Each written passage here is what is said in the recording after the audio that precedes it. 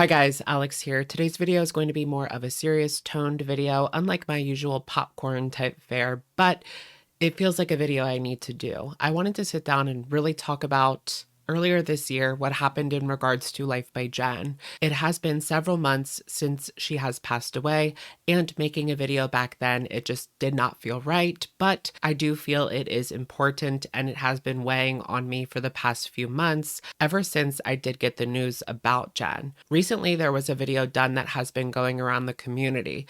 That video was done by a YouTuber named Lamont at Large. People have some differing opinions in regards to that video. As someone who had followed Jen for several years, I did want to share that perspective with you guys and address this situation. I do want to keep the editing for this video to a minimum, and I have written down all of my thoughts to keep this video concise and respectful. So I first wanted to talk about how I stumbled upon Jen's channel in the first place. It was the fall of 2018, and I had been following Amberlynn Reid for a few months at that point.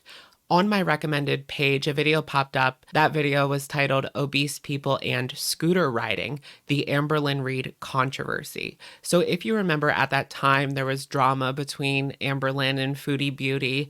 Foodie had made a video shading ALR for riding a scooter, and it had sent shockwaves throughout the community. Jen had decided at the time to make a video weighing in on said controversy. Jen had said in the video that she used an electric wheelchair. It's really sad to go back and watch these videos now because you hear from Jen this hope for the future.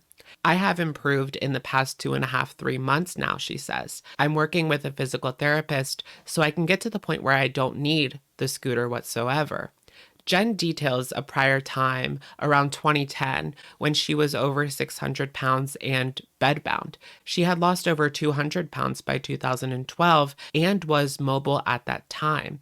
Her biggest regret, she says, is gaining back that 200 pounds. If you remember, around the time she was initially hospitalized in 2021, she was over 600 pounds again. Throughout the years watching Jen, we had seen her try several different diet plans. Most notably was her love for keto, although critics would say that she never really got it right when it came to the ketogenic diet. The truth is that Jen did not live a very happy life. There was times when she had talked about her past, her childhood trauma that left an impact on her throughout her adult life.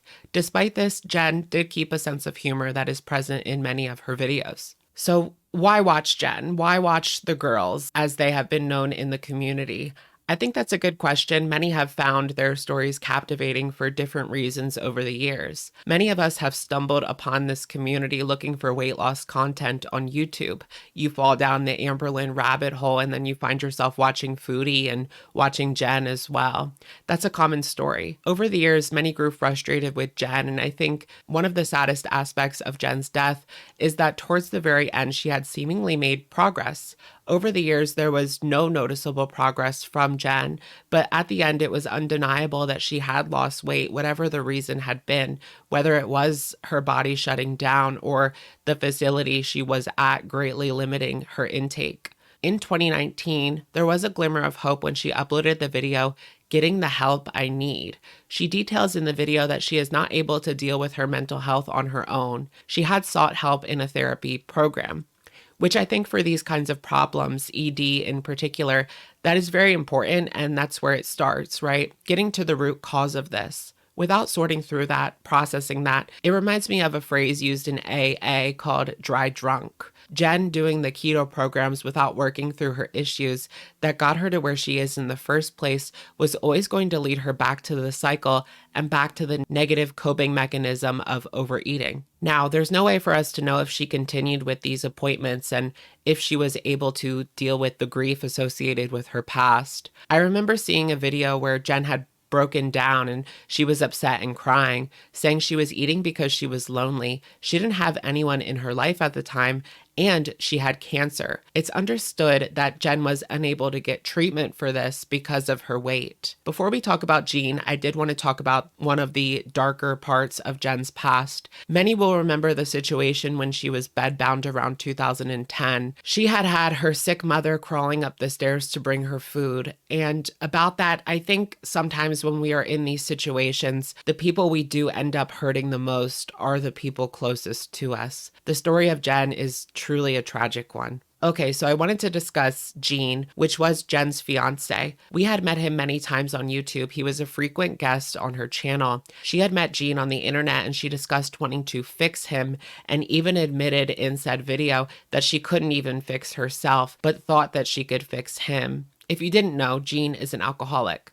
Jen detailed the ups and downs of their relationship. She said there were good times when he was sober and he would slip and go back, and then times would get bad again. Jen even admitted at one point that she couldn't stay in the relationship because it was destroying her emotionally. One day he loves me and wants a future with me, she said, and the other day he's on the fence. Jen had thought it had something to do with her weight, and I believe she didn't feel worthy of finding love in a partner. When it comes to two partners struggling with addictions, they will tell you in every program that it is not recommended. I'm not saying that it never works out. I'm sure many people have met in the rooms, but it is likely that those people would be very active in a recovery setting. In a relationship between one person that suffers and one that doesn't, oftentimes codependency can arise. We've seen this on shows like Intervention. Sometimes it is even a parent or spouse. They spend much of their life enabling and taking care of the addict, cleaning up after every mess that they get themselves into, which can often lead to no lesson being learned, right? Now, think of that going both ways. I feel like at times Jen's focus was shifted on Gene's recovery over her own, and perhaps vice versa, when she should have put what she needed to do first. The only way that this was going to work is if they were both very active in some kind of program. In the Lamont at Large video, he heavily focused on Gene being like a feeder. We will probably never know Gene's intentions, but I do think that relationships are not always about physical appearance, and just because someone is in a relationship with an obese woman, that is not the case.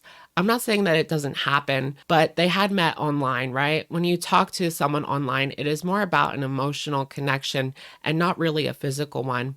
Now, that being said, he did enable Jen in ways, just remembering that they had DoorDash brought to the hospital.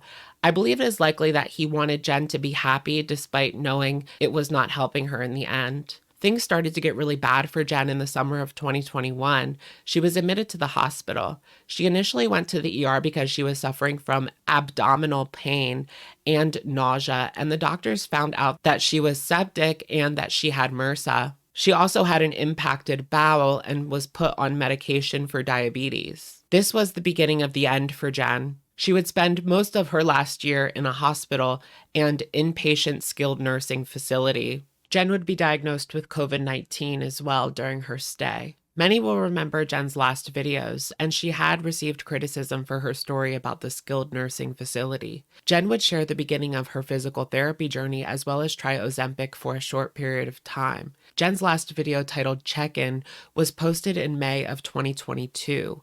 Around that time, a lot of people were worried for Jen because the only updates we got were from Instagram, and based on those pictures, it was clear that she was bedbound. In her last video, Jen says that she was struggling. She was very upset at the time because of the Ozempic. She was unable to eat as much food as she had wanted. She had had a UTI and had home health nurses coming at the time. Jen had stated that she was losing weight from the Ozempic, but it would seem as though it was too late. Jennifer Armstrong, age 46, of Wheeling, West Virginia, passed away September 10th, 2022 at Wheeling Hospital. Jennifer enjoyed crocheting, was instrumental in the community council at the Garden Park Terrace high-rise. She was a Presbyterian by faith and had many friends and was loved by all. Survivors include her fiancé, who cared for her unconditionally, Gene of Wheeling. The exact cause of Jen's death has not been released to the public, but many suspect that it was due to obesity-related causes. All right, you guys, this is kind of like an afterword to the video. I just wanted to kind of push it off for a little bit. As I had said, I didn't want to rush and make any kind of clickbait video, although we did talk about it in live streams, of course, but I did feel like I owed it to you guys to really just sit down and address and talk about this situation. It is always sad when somebody passes away. Throughout the years, people grew frustrated with Jen, but at the end of the day, I know I'm not the only one that really wanted her to succeed and really wanted this to end in a different way. I hope that Gene is surrounding himself with loved ones and he is okay. We haven't heard anything from him, but I understand why he wouldn't want to address any of this on YouTube. Also, I think that when it comes to these issues with food, it's just not taken as seriously as something else similar would be. But as we saw with Jen, it really can have a tragic end.